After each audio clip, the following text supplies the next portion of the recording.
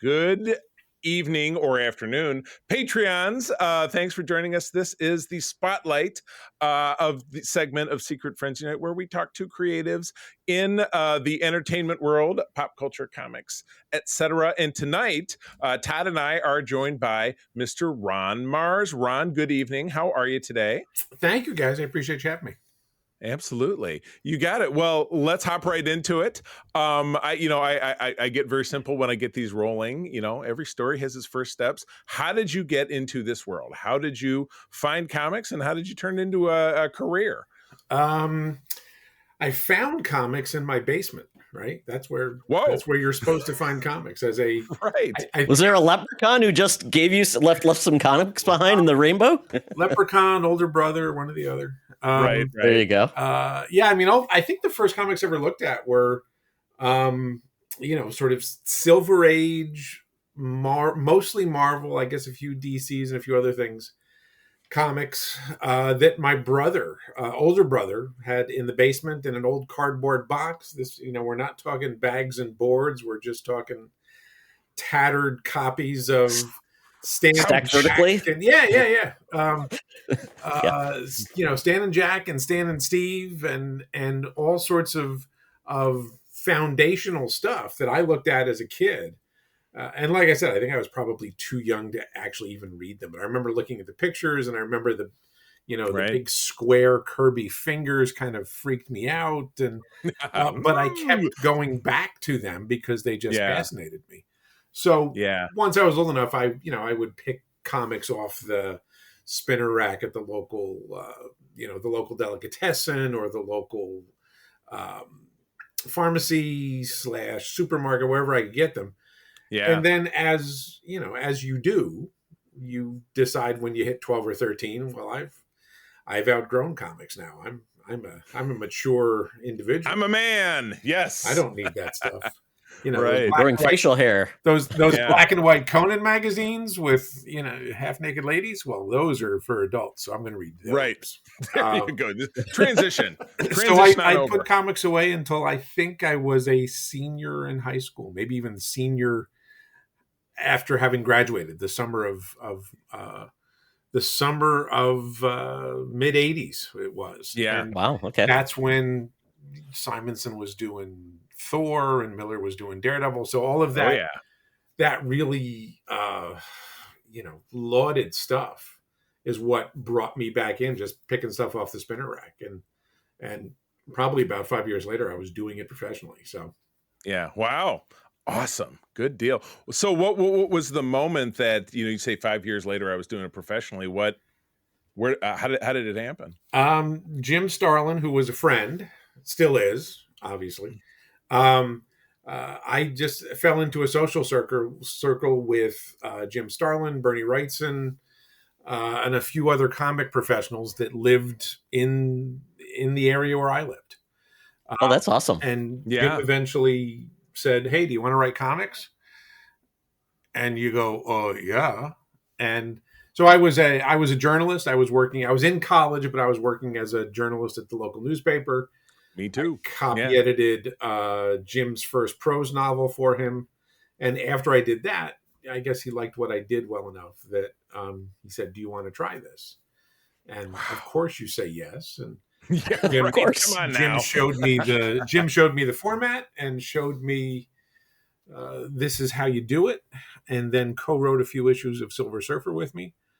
And I've been doing it ever since. So literally, the first time I ever wrote a comic script was a Silver Surfer script for Marvel Comics. Nice. Which awesome. is, that's a shitty breaking in story to tell someone. No, I love it. I don't think so. I like it very much. People want to say, "Well, how did you do it so I can follow that path?" And just have some really good friends in the industry. And not at our age. We're also old, so it's not happening for us. But but I had a friend who gave me a hand up, and that's not terribly unusual in how comics work. Right. The unusual part is that it was Jim Starlin, one of the That is unusual. One of the firmament of Mount Rushmore of creators. Very true. And I also found that I could do it. Like I understood the format. I understood how to write a story for comics, which is not just the same method as sitting down to write prose or write a screenplay or something like that. You have to be able to think in pictures, and you have to be able to break down the action visually. And I found I could do that. In fact, it took me quite a while to figure out that not everybody could do that. I just figured, well, that's a thing that everybody does. Yeah, right. Apparently, that is not the case. Some people Wow. have to really, some people are not wired to think in pictures, and that was a revelation to me, because I always had been. Yeah. And when you can do something, you just assume everybody else can do it too. Yeah. Excellent. Good deal. All right. Todd has a question from one of our Patreons. Todd, take it away. Yeah, and first I want to say thank you for saying Spinner Rack a lot, because that's the actual name of our comic book podcast we do. Because we all grew up with Spinner Racks. I went to Revco Comics. I think Charlie went to his local comic book shop where that's what you had. So the Spinner Rack, and if you've tried to price Spinner Racks, like even the vintage ones, very expensive. We did that. $1,000. I looked at one recently from a school supply place. I was like, what? That's nutty. Yeah. Well, it was. I know a buddy of mine, Jim DeMonacos, who was a convention promoter, and he's founded the Emerald City Con, does the art convention that's in Northern California, and has just started doing a convention in Nebraska, because why not? Which I'll actually be at in August, because Jim's buddy, and I said, sure, I've never been to Nebraska. Which part is it in? Is it like Omaha? Is it Lincoln? It's got to be Omaha, right? I mean, really. Yeah. my wife and I believe it's in Omaha. So my wife and that's where my wife went to school. So, we'll see what that's like. Westward. A number of years ago, Jim did a Kickstarter for making new spinner racks. He sourced them from, I believe, Asia, and did this amazing campaign for, here's brand new spinner racks, and I went gangbusters. And they're all gone now, but that's a need that needs to be filled. Somebody out there needs to really start producing those things again, so all of us nerds can have them in the corner of our man caves. Right. It can be your eternal Christmas tree, something like that. Exactly. Exactly. Yeah, exactly. All right. Well, Todd, what do you got? Yeah, so one of our Patreons, Luke Lore, and Luke and I both love Green Lantern, so thank you for your contribution to the cause of the Green Lantern. And I will just say, I got back into Green Lantern because of just as I was in college, Emerald Twilight came out. So that, to me, when I saw that cover and everything that happened, I loved it. But Luke has a question. Basically says, Kyle Rayner is his favorite Lantern by a mile. His journey feels so much more inspiring than other Lanterns, reigniting the core, operating as a sole GL while others were gone, even rising to battle Parallax and become Ion. So why did he not catch on in the years after Hal's return? While is Kyle behind Hal, John, and apparently even Guy? I think it's got a lot to. Well, obviously, Luke has excellent taste, so good for Luke. Yes. Obviously, it's really got a lot to do with two factors. One, who the current, creative crop at DC is. So when I was done with Kyle, they had another Kyle. Judd Winnick came in, wrote Kyle for a while.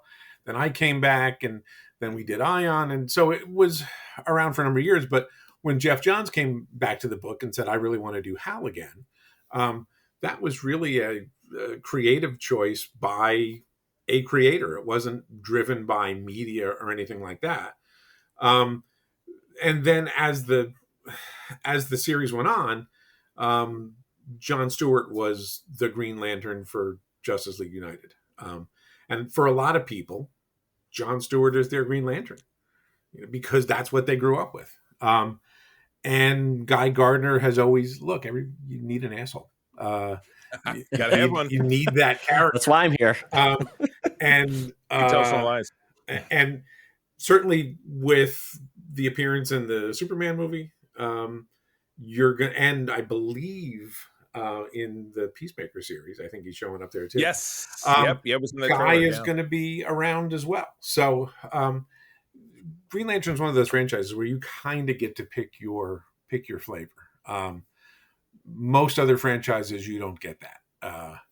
But Green Lantern, whoever has a ring is Green Lantern, and you can pick any number of flavors, and certainly way more flavors now than Kyle, Hal, John, and Guy are out there as well. So a lot of it has to do with what's going on creatively at the publisher, and a lot of it has to do with what's going on creatively in other media. Now that other media is actually a thing.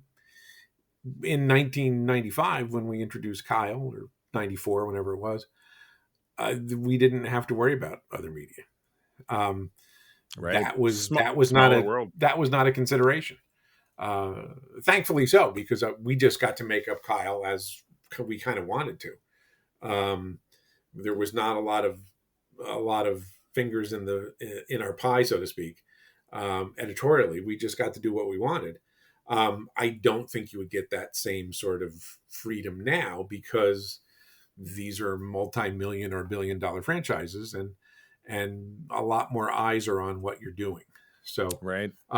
So Kyle exists because there was not a big media push with any sort of Green Lantern for the most part at the time, and Hal and John and Guy are the ones that are getting media exposure right now. So maybe Kyle gets his turn. Who knows? Yeah. Wow. That's why it reminds me of, I'm a huge Star Trek guy, and I heard Ira Stephen Bear speak once about Deep Space Nine, and he said, nobody cared what we did at all. And they went on and made the best Star Trek of the entire franchise for anyone who's never seen it. Well, there's certainly wisdom to that. Certainly, when I first started doing this, I remember having a conversation with Jim Starlin where he said, try to get yourself on books that nobody cares about. You can do what you want. Because freedom. You get to do what you want. You get a lot more creative freedom working on Silver Surfer than you do on X-Men. Right. Absolutely. X-Men, certainly at that time, for sure, was a huge multi-title, multi-million selling comic. And Behemoth, failure's an orphan. Success has many fathers. No, that's true. So all of those fathers want a piece of that success. So you don't quite get to do what you want with a lot of that stuff. In a lot of respects, you're better off doing a title that's not selling that great, at least initially, because nobody's paying attention to it. Nobody wants to draft off of that because it's not a huge success. Once you start being successful, then everybody wants a piece. Hey, Secret Friends Unite, let me tell you about Zencastr. We use them for our show, and now they're supporting us. Zencastr is now the all-in-one solution making podcasting easy. It's the ultimate web-based podcasting solution. Provides high-quality audio and video podcast production and hosting. With a full suite of professional tools, podcasters can seamlessly record, produce, and publish studio-quality content, all from one dashboard. Being a creator has never been easier. And we chose Zencastr because of the ease of use, high quality output, and it makes it super easy for our guests to come on. We had multiple solutions we tried before, and Zencastr has just been the best fit for us. Why Zencastr? It's now super easy to record a podcast with Zencastr. Log in using your browser and start recording a high-quality podcast right away. Record studio-quality sounds and up to 4K video with your guests. Feel a sense of zen knowing Zencastr's multi-layered backups ensure you always have your recordings in the highest quality, even if the connection is unstable. Have you ever worried what you sound like? Zencastr's post-production process makes you sound buttery smooth. It automatically removes those ums and ahs in your recording. It removes those awkward pauses in conversation too. Set the right podcast loudness and levels while reducing background noise with the click of a button. So if you're interested in making an easy, high-quality podcast just with the click of a browser button, go to zencastr.com/pricing and use my code SFU1. You'll get 30% off your first month of any Zencastr paid plan. I want you to have the same easy experience. That word of mouth is critical when you basically, hey, have you heard Silver Surfer's good again? Right? It's when you hear or just good. Great. Yeah. And it raises up you up and it's like, wow, that's the cool book to get into. Yeah. It's another thing. It's kind of funny that you should mention when we're talking about, stay under the radar. You were at Dark Horse in the late '90s and the early 2000s, and you were working on a number of the Star Wars titles. Now, everybody knows that when Disney snapped it up, work that yourself and many other people had done for decades kind of got shoved to the wayside because they wanted to start over. And I'm certainly not debating the merits of that, but what's kind of interesting to me is some of these legend stories, bits and pieces have been kind of crept into the new Disney Star Wars, as it were. So, of the books that you worked on, the stories that you wrote, if you were to see something be canonized, for lack of a better expression, what comes to mind? I mean, or what's maybe something that already has been? I mean, the honest answer is I don't care. That's fair. The honest answer is they're all made up stories. That's None of them are extremely real. true. Extremely correct. None of them count. So who really cares? I had a ball doing Star Wars. Right. I was, I think, 11 years old when Star Wars came out. Yeah. And so going to that movie theater when the print finally got to my town in upstate New York, and seeing that movie, seeing the Star Destroyer fly over your head for 6 months, it was a life-changing experience. Literally life-changing experience, because I sat there and went, I want to do that. Yeah. That's the thing that I want to do. So to be able to write Star Wars years later was astounding.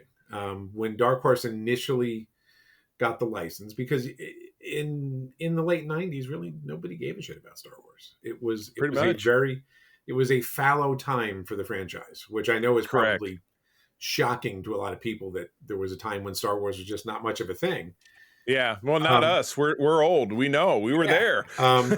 So when Dark Horse initially got the license, they did a bunch of miniseries, many of which were great. They did a really nice job on it.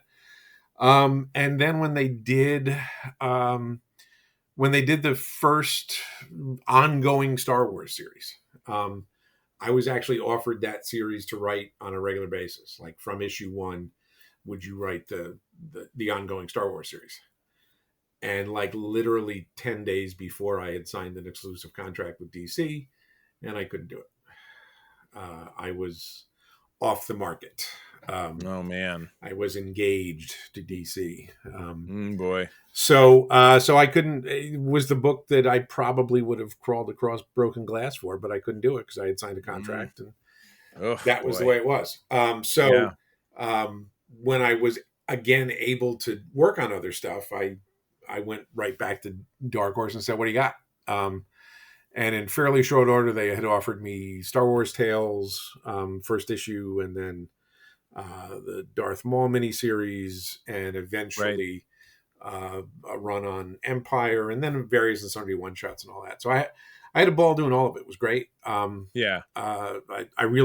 especially liked the Darth Maul stuff, because that was new. That was a character that I think everybody struck a chord with everybody. Yeah. However you feel about episode 1, that guy was cool. Oh God, so you resonated. So to be able to do that was great. To be able to write all of the characters that I grew up with, to be able to write Vader and Luke and Leia and Han and Chewie, it was a weird experience, which I guess people don't really have anymore. But it was a weird experience to write comic book characters and know what they sounded like. Yeah. To know what their voices were like, because this was pre MCU, pre most of the DC movies and television series. You didn't have a voice in your head when you were writing the characters. That was the voice. It was whatever voice you made up. When I wrote Star Wars, I knew exactly. That was James Earl Jones. When Darth Vader delivered lines, that was James Earl Jones talking to me. And it was great. It was, I probably would have done that stuff for free. Don't tell Dark Horse, but they're gonna come for your heritage checks. Give us some money back.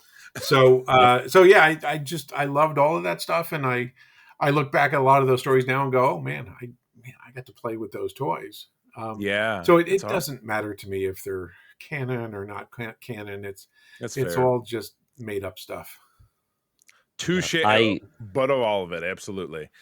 I always said that era of between the prequels and episode 3 Return of the Jedi, it was the comic books, it was the video games, and it was the books that kept the franchise alive, because without that, Star Wars didn't really even resonate with Yeah, people. well, it'd be like Indiana Jones, which is what we learned when that last movie came Exactly. out. Nobody Yeah. cared anymore because they had let it go follow. Yeah, Follow. So, certainly. As a kid, when I gave up reading comics, I stuck with the Star Wars comic because that yeah, wasn't superheroes. That was that was okay. that Yep. was and was that for, was my first comic. that I was for got my big first one kids. in 1982 at a pharmacy in my hometown, Grosse Pointe, Michigan. Yeah, absolutely. So, Todd, what do you got? So it's really interesting, because we think about, you talked about, you knew writing comics came naturally to you, but something that doesn't always come natural to people is writing crossovers and team books. Very hard to do, team dynamics, but also then taking properties and licenses and just say, let's see what happens when they meet. Because I think about, like, I was just looking through this, the Marvel versus DC, then the Marvel versus DC All Access, Batman, Aliens, Witchblade, Punisher, Cyberforce, X-Men. I mean, talk about all the weird things and how much you have to know and all the oddities and all of their history. And it's like, that's not easy to do, because if you get something wrong, people are mad. And then it's like, how do you mix and match all those characters? Because it's like, everybody's going to get like 2 seconds on the page because it's so big. So that's a talent in itself. How does that work for you? Pretty well, as it turns out. Right, I no kept getting asked doubt. to do them. I honestly, I think part of it is that I had worked with all of the publishers for a while. When Marvel versus DC came up, I was writing monthly books at both places. When we did Green Lantern and Silver Surfer, I was writing both of those books at the same time. So part of it was just the natural, like, oh, that guy's probably not going to screw this up because he's already working on the stuff. And I think there was probably an aspect of that guy's not a pain in the ass to work with, so we'll bring him in on this stuff because those sorts of projects have a lot of cooks in the kitchen. The Batman Aliens, you have to get DC to sign off and Dark Horse to sign off and 20th Century Fox to sign off, Oh my. and so you need to be able to navigate those seas without causing too much of a ripple. And I think so. There's probably a political skill in that, and just a not being an asshole skill that comes in handy because everybody wants to do this. Everybody's pulling in the same direction. Just don't be a difficulty. Right. Understand where everybody's coming from, so that you can bring all those factors together and give them a story that everybody's going to be happy with. That's awesome. That respects each of those franchises in the way that the stakeholders are comfortable with. So I did some, and then those were successful. So you get to do some more, and you get to do some more, and I still look back on all of those things really fondly because I loved doing them. You get to tell a story that's never been told before. That's awesome. To a certain extent, especially superhero comics, that you're retreading ground that somebody else has already trod.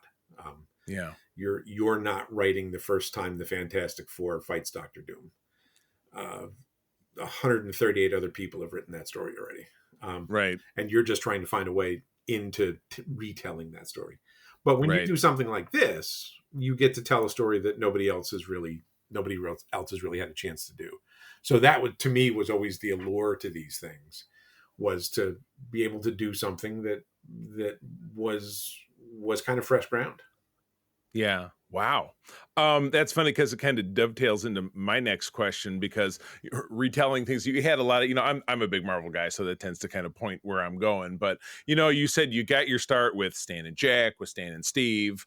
You wrote Silver Surfer, Thor. You did some runs on What If, which is a personal favorite of mine. I always adored What If. I always find it so accessible. What's your top Marvel memory, favorite story you wrote or arc that you wrote? What's at the top of the shelf?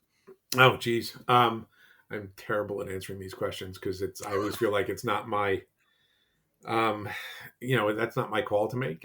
It's about what people, what people Sure. got out of those issues. Um, Probably, I liked all of it for the most part. I mean, maybe not Secret Defenders. Maybe that wasn't the Aw. that wasn't. I think I remember sort of early '90s, It if was I'm not it was mistaken. never a story. It was never a series that I pitched for or asked for or anything. It wound up in my lap and I had to do it. Yeah. But working with the classic characters like Thor, like Silver Surfer, you feel like you have a certain pedigree to uphold. My Thor run never really turned out the way I wanted it to, which was a lesson for me in, Sure. oh, sometimes you're going with the best of intentions and stuff just doesn't work. Yeah. The artist doesn't click, the editor is not on the same page as you are, and it's really nobody's fault per se, but it's just sometimes things don't work out the way you expect them to. Right. That was kind of the first time that had happened to me on a Yeah. book, and I went, oh, that's what this is like. I think if I had to pick one Marvel story that I wrote that I would be the first thing I would hand to somebody, is probably one of the most little known ones, which is a Daredevil story I wrote for Marvel Shadows and Light, which was Oh, Oh Marvel's my. essentially Marvel ripping off Batman Black and White. black and white. Yeah, Uh, I remember those. so I wrote a Daredevil story that Brian Stelfreeze drew He's in great. Marvel Shadows and Light #1. It's like a 10-page story, and it's just an absolutely gorgeous story that was drawn to be black and white. It's not drawn to be not colored. It's drawn to be in Yeah. black and white. So it's a Wow. gorgeously chiaroscuro story with Brian Stelfreeze's immaculate draftsmanship and storytelling. Wow. And I just sort of was able to put enough good words on the page that it all kind of fell together. Awesome. So that's probably the top Okay. of my Marvel tree, which Have to is dig not that an out. answer that I think most people expect because it's not That's what I've done the most of. But and it's that's the what I one love to hear. the one that Love to turned hear out it. just the way I wanted it to. I'm so glad. That's awesome. That's Todd. amazing. I'm gonna Yeah, look into that please. because I think Yeah. Same here. I am always impressed with like one shots in limited stories where it's like I can tell a great story in 10 pages, and I love Yeah. those. Versus it takes me eight. We always talk about the limited series or the long series. Like I love one shots back in the day, and you don't see those many anymore. But I love a good just one shot to tell a great story. Right. And it's always great. So 10 pages. I'm gonna have to Yeah. look that up. Well, I mean, don't forget that Amazing Fantasy 15 was 6, and it changed Yeah. comicdom forever, so that's awesome. Yeah, well, Todd and I'll put heads together and we'll read it and maybe we'll talk about it on our show. I would like you to, because Well, it's a story that I'm Absolutely. then we're going to do it. and again, it's not what people expected from me at the time because it's a very street level. There's no fight scene. There's no cosmic nothing. It's about as far removed from Silver Surfer and Thor fighting cosmic battles in space as you could get. But it's still my favorite thing. Awesome. That's great. Good deal. Awesome. Todd, take us home. What you got? Yeah, I'm thinking about Silver Surfer. It's a character that there was a Marvel animated series, Silver Surfer animated series that I really liked quite a bit. I thought was well done. It was, that X-Men era, and I thought it was really well done. So that's what really actually got me into Silver Surfer more than the comics. And then there was the Stan Lee Mobius issue, or that limited series that was really great too.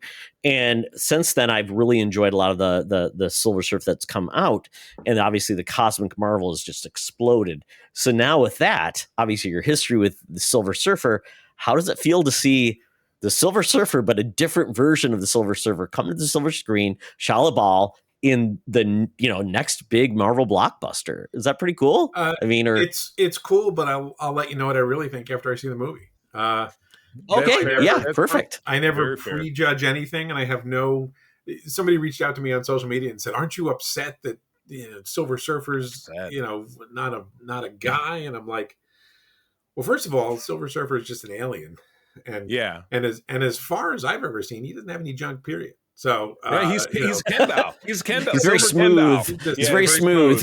um, but I said to the person that reached out, I said, "There's nothing inherently male or female about the Silver Surfer's character in terms of what the character needs to Right. do, and in terms of how the character is set up for the role in the Marvel universe that he or she plays.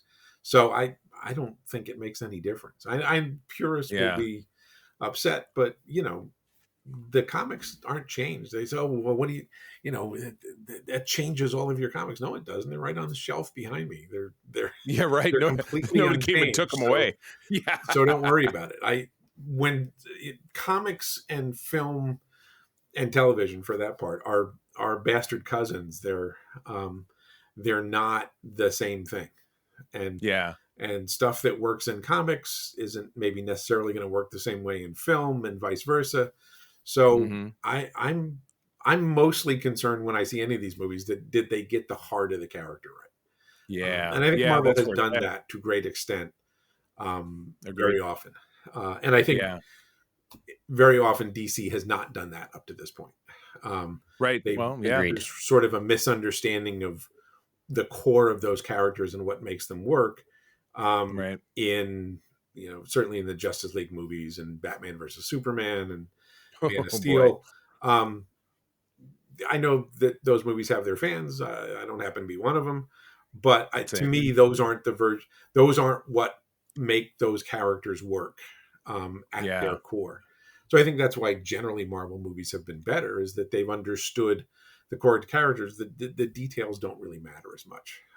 Right. Right. I If am you fairly burned on the certain essence. that in a few weeks we're going to get Superman, and the core of that character is going to be right for the first time in a while. Agreed. Strongly We agreed. we agree that you've got to have somebody that loves the source material and the comics, and hopefully James Gunn. I've loved what he's done, and I'm very excited, especially Yeah. the books that he's mentioned. So, and Ron, I am excited to see what happens with Lanterns when that comes out, and Oh, maybe big a time. certain Kyle Rayner gets introduced into that show, which Yeah. would be fantastic. Yeah, Yeah. who knows? I might actually get a check out of that. So Absolutely. Fingers all good. crossed. Look, what we do is fodder for other versions and other media, and that's fine. Yeah. Particularly as long as we're being fairly compensated. When I say we, I mean writers and artists and everybody that's involved in the Right. process. And generally, I have been, so I don't really have any complaints. Certainly, there are others that do and have righteous complaints. But look, I assume you guys too grew up in an era in which the best we could hope for was Lou Ferrigno painted green. So Absolutely. the Yeah, fact oh, yeah. that the fact that we bitch and moan about the third Ant-Man movie maybe not being the greatest thing ever. Yeah. Come on, man. Yeah. There's an Ant-Man movie, period, much less a third one. Right. This embarrassment of riches. Be happy with what you Absolutely. got. You got it. Exactly. All right. Well, hey, Ron, this has been incredible. What's on the docket for you for the rest of 2025? Where can people find you? What are you working on? I mean, tell us. Let's see. They can find me at various and sundry conventions. I'll be in Des Moines, Iowa this weekend. Excellent. South of me. I've never been Yeah. to Des Moines, Iowa, so we're going to see. I have been once, and I'm not going to spoil your experience. Well- But I know you have a website. I assume your schedule is there. If people want to know if Yeah, you're going to be at my a show. website is just ronmarz.com. My convention schedule is there. Usually it's not as updated as it should be. I'm working on some Savage Sword of Conan stuff. Nice. Very nice. A number of different creator-owned projects, some private commission stuff, and I'm also part of the narrative team on Diablo 4 for Blizzard. So that Ooh. keeps me Nice. that keeps me pretty well occupied most of the I time. love it. Good deal. Well, this Perfect. this has been awesome. Thank you for joining us. Without a doubt, we'd love talking to you. And folks, if you're listening to this on our free feed in the future, if you visit patreon.com/Secret Friends Unite, you can get lots of great content just like this. And our guest has been Ron Marz. Ron, thank you so much. Thanks, guys. My pleasure. All right. Take care. Thank you, Ron. This podcast is part of the Secret Friends Unite podcasting network, available on Apple Podcasts, Spotify, and podcast services around the galaxy, as well as video on our YouTube channel. You can support Secret Friends Unite by becoming a Patreon member, get bonus programs and more over at patreon.com/secretfriendsunite. Join our Discord community for even more discussions on all things geek. For all the latest updates on Secret Friends Unite, make sure to follow us on Threads at secret.friends.unite and visit secretfriendsunite.com. Find our merchandise at TeePublic and Redbubble. Thanks for listening, and may the Force live long and prosper.